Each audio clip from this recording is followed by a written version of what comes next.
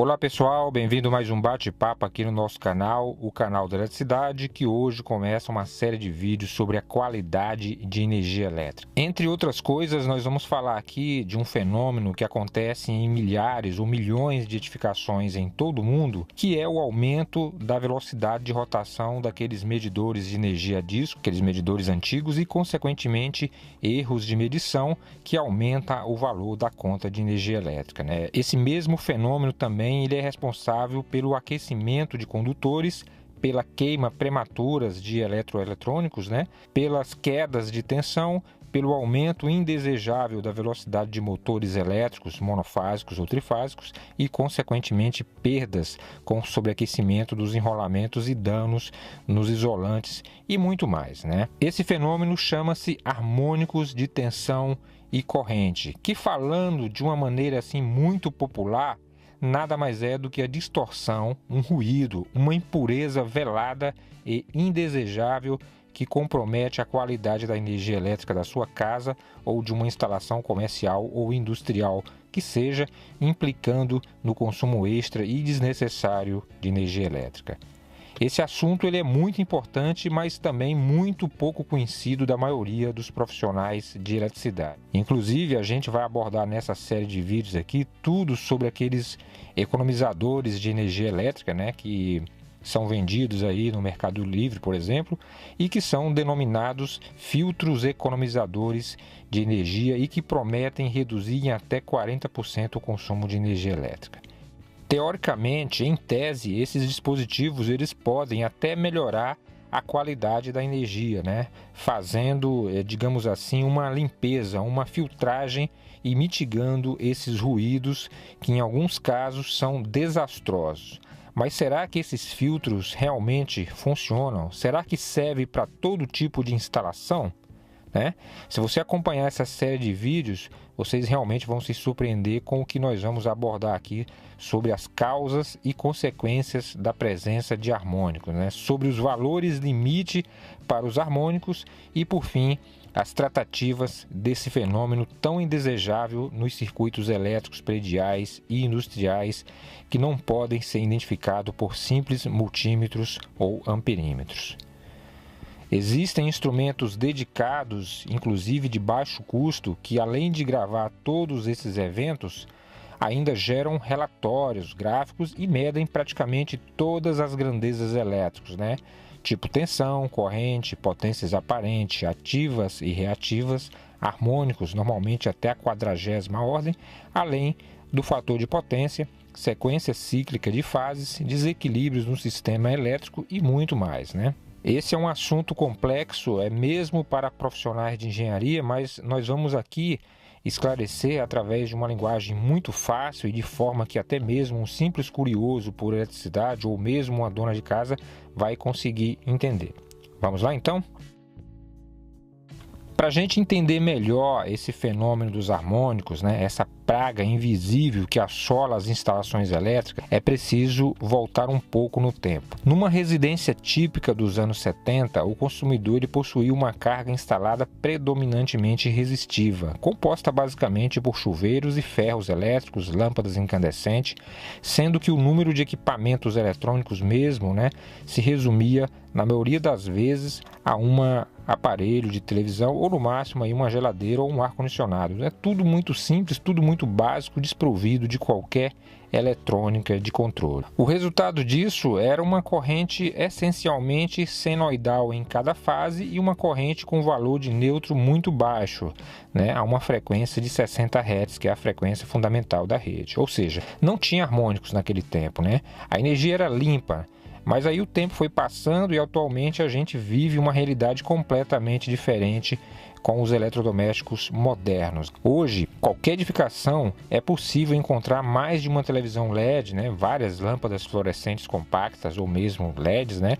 Com potências inferiores aí a 30 watts, o que é um problema que a gente vai falar mais tarde, além de aparelhos de áudio, computadores e muitos outros. Todos esses eletrônicos que a gente mencionou aqui, naturalmente, eles possuem uma fonte que em alguns casos processam a energia, às vezes rebaixando, às vezes transformando em corrente contínua, às vezes até modificando a frequência, e que normalmente absorvem correntes apenas para uma fração de cada ciclo, provocando cargas não lineares e, consequentemente, correntes não lineares.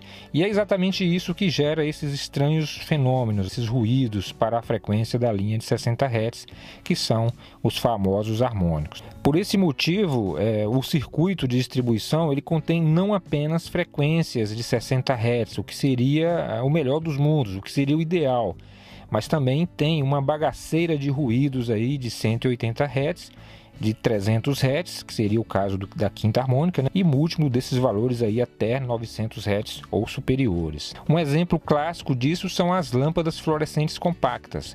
A maioria das pessoas não se dão conta disso, mas todas essas lâmpadas de 7 watts, 15 watts, 20 watts, 25 watts, enfim, todas essas lâmpadas com potências inferiores a 30 watts, elas têm baixíssimo fator de potência. Você pode pegar sua lâmpada e observar aí. Então, consequentemente, essas lâmpadas produzem harmônicos além dos limites aceitáveis. Evidentemente que uma só não, mas várias lâmpadas, com certeza sim.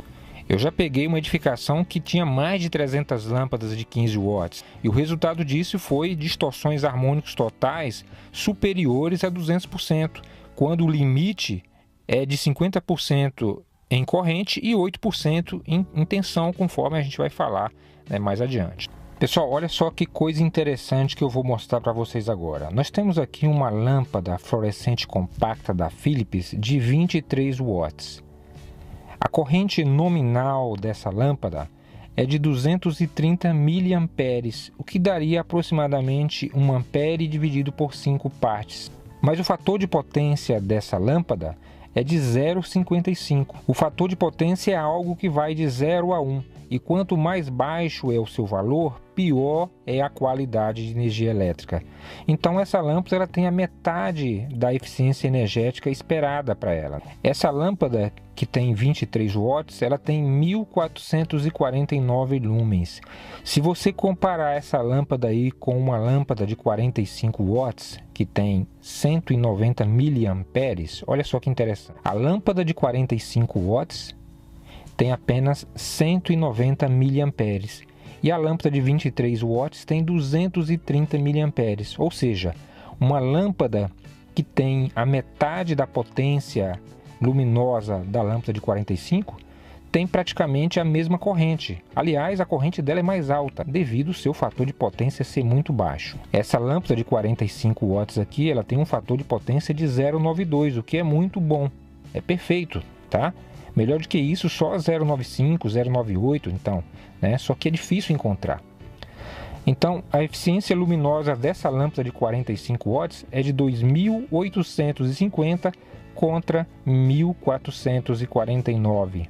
Quando você analisa a forma de onda desse tipo de carga, ou seja, várias dessas lâmpadas de baixa qualidade ligadas simultaneamente, a gente observa como os componentes harmônicos se somam à forma de onda fundamental de 60 Hz. O resultado é uma corrente alternada completamente distorcida que, quando circula entre a carga e a fonte, uma das coisas que ocorre é o efeito pelicular, que é uma tendência da corrente de se distribuir predominantemente ao longo da faixa externa do condutor. Ou seja, essa corrente ela evita percorrer o interior do condutor e vai para a parte externa, né, devido ter uma impedância maior ali, devido ao aumento dessa frequência provocada aí por esses ruídos, né, produzindo dessa forma aí o sobreaquecimento do condutor, o envelhecimento precoce do isolamento e uma maior queda de tensão na linha, né, além, evidentemente, do consumo extra de energia elétrica, né.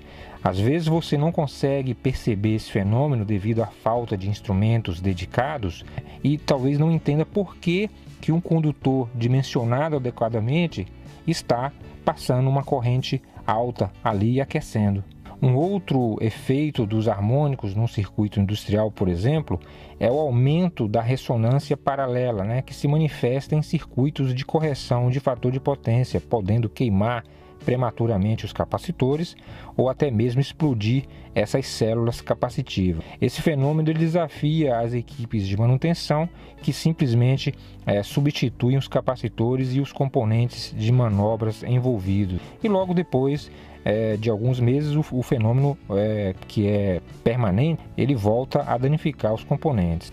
Uma outra coisa que também desafia os profissionais de manutenção é o aquecimento do condutor neutro. Mesmo estando bem dimensionado e com cargas equilibradas no sistema trifásico, isso acontece em função dos múltiplos ímpares do terceiro harmônico, chamados aí de tripla, que se somam algebricamente ao neutro, criando aí uma situação de sobreaquecimento muito perigosa. Então, pessoal, agora a gente vai às perguntas que não querem calar, Como identificar esses fenômenos numa instalação e como tratá-los? Então, do mesmo modo como um médico ele tem de fazer uma consulta para diagnosticar uma doença, o profissional de manutenção ele deve fazer um estudo para diagnosticar as causas de um problema relativo à qualidade de energia elétrica também, Então, como se trata de diagnosticar problemas abstratos, essa pesquisa ela pode envolver questões que vão muito além aí do manuseio de um simples alicate amperímetro,